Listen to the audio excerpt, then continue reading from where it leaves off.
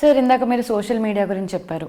ఒక ఆస్పిరెంట్ యొక్క social life ఎలా ఉండాలి? వాళ్ళు కంప్లీట్గా కట్ ఆఫ్ అవ్వాలా, లేకపోతే మీ అడ్వైస్ ఏముంటుంది? How do they lead their social life in this phase? Hard and fast rule ఏమి ఉండదండి, ఇలాగే ఉండాలి అని ఉండదు. నేను నమ్మేది చెప్పే ప్రయత్నం చేస్తాను, నేను చెప్పిన దానికి లాజిక్ ఇవ్వడానికి ప్రయత్నం చేస్తాను. సోషల్ లైఫ్ అంటే ఏంటి? మనం ఫ్యామిలీతోటి గడపడం, ఫ్రెండ్స్ తోటి గడపడం, పార్టీలు, సినిమాలు, షికార్లు, పండగలు, పర్వాలు, పబ్బాలు, తర్వాత పెళ్ళిళ్ళు, పేరంటాలు. ఇది తక్కువ టైంలో నువ్వు ఎక్కువ ఫలితాలు సాధించాలి అంటే ఈ టైప్ ఆఫ్ సోషల్ లైఫ్ నీకు అడ్డం పడుతుంది. నువ్వు రోజుకి కాస్త అటు ఇటుగా 8 to 10 అవర్స్ చదివితే ఒక స్టూడెంట్కి ఐడియల్ టైం ఫ్రేమ్ అని. మనం ఈ డిస్కషన్స్లో టైం మేనేజ్మెంట్లో అది చేద్దాం. 365 డేస్లో ప్రతిరోజు క్రమం తప్పకుండా ఏ రోజు కూడా ఆపకుండా చదివితే రోజుకి 6 నుంచి 8 గంటలు చాలండి. అంతకంటే అవసరం లేదు. వైద్య నేను మాట్లాడుతుంది ఎవ్రీ డే. మనం ఓ రోజున 14 గంటలు చదువుతాం, ఓ రోజేమో 4 గంటలు చదువుతాం, అలా కాదు. సో ఒక స్టూడెంట్గా నీ టైంని సోషల్ లైఫ్ కిల్ చేసేయట్లేదు. కిల్ చేసినప్పుడు ఏమవుతుంది? You are losing our time కదా. టైం ఇక్కడ ఎప్పుడైతే పెట్టావో యూపీఎస్సీ మీద పెట్టడం లేదు కదా. యూపీఎస్సీ మీద ఎప్పుడైతే టైం పెట్టడం లేదో నీ స్కిల్స్, నీ నాలెడ్జ్, నీ టాలెంట్స్, నీ యాప్టిట్యూడ్ అన్నీ కూడా నువ్వు కోల్పోతున్నావు కదా. ఇవన్నీ కోల్పోతున్నప్పుడు ర్యాంక్ కూడా కోల్పోవాల్సిన పరిస్థితి ఏర్పడుతుంది కదా. లాజిక్. ఇవాళ సండే అండి, మీరు ఏదో ఈ ప్రోగ్రామ్ కోసం వచ్చారండి, ఇట్ ఈజ్ యువర్ ప్రొఫెషన్ అండి.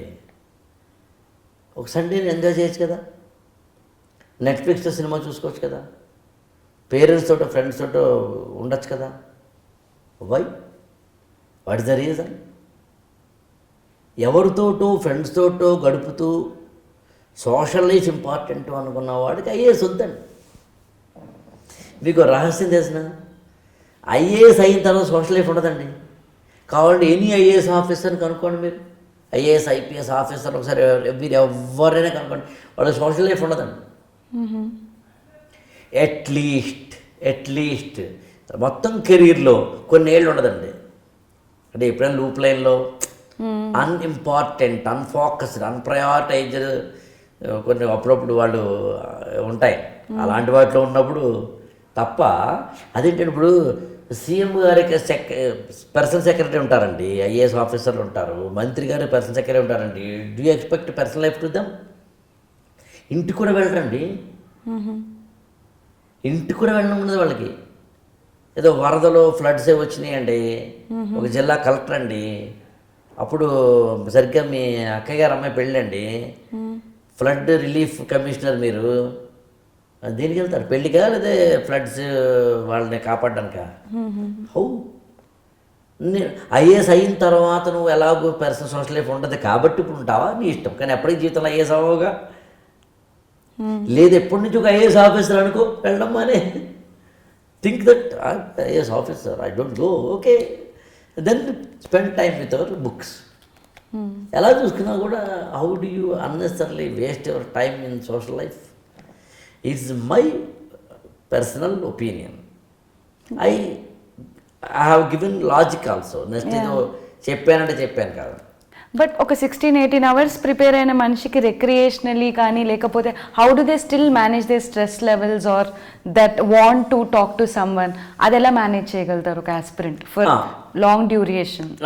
స్ట్రెస్ అనేది ఖచ్చితంగా ఉంటుందండి. ఎందుకంటే సివిల్ సర్వీసెస్ ప్రిపరేషన్లో స్ట్రెస్ ఉండడానికి చాలా కారణాలు ఉన్నాయి. అందులో కారణం ఏంటంటే ఇక్కడ ర్యాంక్ వస్తుందో తెలియదు, వస్తే ఎప్పుడు వస్తుందో తెలియదు, ఎన్నేళ్ళు ప్రిపేర్ అవ్వాలో తెలియదు, ఇంటర్వ్యూ దాకా వెళ్ళి ర్యాంక్ రాక ప్రిలిమినరీ ఫెయిల్ అయిన వాళ్ళు ఉన్నారు, ప్రిలిమినరీ 4 సార్లు రాసిన ఫెయిల్ అయ్యి హఠాత్తుగా మెయిన్స్ పాస్ అయ్యి ఐఏఎస్ అయిన వాళ్ళు ఉన్నారు, ఇంటర్వ్యూ దాకా వెళ్లకుండా మెయిన్స్ మాత్రమే 4-5 సార్లు రాసిన వాళ్ళు ఉన్నారు. సో స్ట్రెస్ అనేది కంపల్సరీ ఉంటుందండి. స్ట్రెస్కి సంబంధించిన 2 పాయింట్లు చెప్తానండి. ఒకటి, ఒక వ్యక్తి భారతదేశానికి ప్రధానమంత్రి అవ్వాలనుకున్నారండి, లేదా ఒక రాష్ట్రానికి ముఖ్యమంత్రి అవ్వాలనుకున్నారండి. ముఖ్యమంత్రి అవ్వాలి అనుకునే ఒక వ్యక్తి, ప్రధానమంత్రి అవ్వాలనుకునే ఒక వ్యక్తి వివిధ అవరోధాలని, యాంగ్జైటీస్ని, టెన్షన్స్ని, సెన్సిటివిటీస్ని ఓవర్కమ్ చేస్తే అవుతాడంటారా, లేదా ఓవర్కమ్ చేయకపోయినా అయిపోతాడా? ఓవర్కమ్ చేయాలి. నీకు ఉదాత్తమైన ఆశయం పెట్టుకుంటే నీ పర్సనాలిటీని మార్చుకుంటాను నేను. నాకు ఐఏఎస్ అవ్వాలి అనేది కానీ ఏమైతే నువ్వు యాంగ్జైటీ అనేది లేకుండా స్ట్రెస్ అనేది మర్చిపో. అదేంటిది స్ట్రెస్ అవుతానండి, యాంగ్జైటీస్ అవుతానంటే నువ్వు ఐఏఎస్కి ప్రిపేర్ అర్హుడు కాదు. ఏదైనా అనుకోను. ఒక అమ్మాయి సినిమా ఫీల్డ్కి వెళ్ళాలనుకుందండి. సినిమా ఫీల్డ్ అనే దాంట్లో వెళ్ళాలి అనుకున్నాడు. ఆ అమ్మాయి నేను మాట్లాడేదండి. ఎన్ని అవరోధాలు ఉంటాయండి. ఒకటి, మేల్ డామినేషన్ ఉంటుందండి. మేల్ డామినేషను, మేల్ డిస్క్రిమినేషన్ మాత్రమే కాకుండా మేల్ ఏదో అంటాం చూడండి, మేల్ గేజ్ ఉంటుంది. ఒక తొక్కేయడం లాంటివి మాత్రమే కాకుండా సెక్సువల్లీ హెరాస్మెంట్ ఉంటుంది. అంత మాత్రమే కాకుండా అన్సర్టైనిటీ ఉంటుంది. అన్సర్టైనిటీ కూడా ఎందుకు ఉంటుంది? ఇప్పుడు మీ ఒక అమ్మాయి ఒక సినిమా ఫీల్డ్లోకి వెళ్ళాలనుకున్నప్పుడు ఒక డైరెక్టర్నో, ప్రొడ్యూసర్నో, కో డైరెక్టర్నో, ఇంకో స్టోరీ రైటర్నో ఎవరైనా కలవాలి. ఇంతమందిని కలుసుకుంటూ వెళ్ళగా నీకు ఏ క్యారెక్టర్ సూట్ అవుతుందో వాడు చెప్పాలి. చెబుతున్న ప్రతిసారి వాళ్ళలోంచి ఒక మేల్ ఒకడు బయట తొంగి చూస్తూ ఉండవచ్చు. ఈ ప్రాసెస్లో ఇన్నిటిని తట్టుకుని మొత్తం మీద ఏదో క్యారెక్టర్ పట్టుకోగలగాలి. పట్టుకున్న తర్వాత షూటింగ్ అవ్వాలి. షూటింగ్ అయిన తర్వాత ఎడిటింగ్లో నువ్వు ఉండాలి. ఉన్న తర్వాత సినిమా రిలీజ్ అవ్వాలి. రిలీజ్ అయిన తర్వాత సినిమా హిట్ అవ్వాలి. హిట్ అయిన తర్వాత నీ క్యారెక్టర్ రిజిస్టర్ అవ్వాలి. రిజిస్టర్ అయిన తర్వాత ఏ దిల్ రాజు, అల్లు అరవిందో చూడాలి. సుకుమారో, కొరటాల శివో, లేకపోతే కనుక మరొకరో చూడాలి.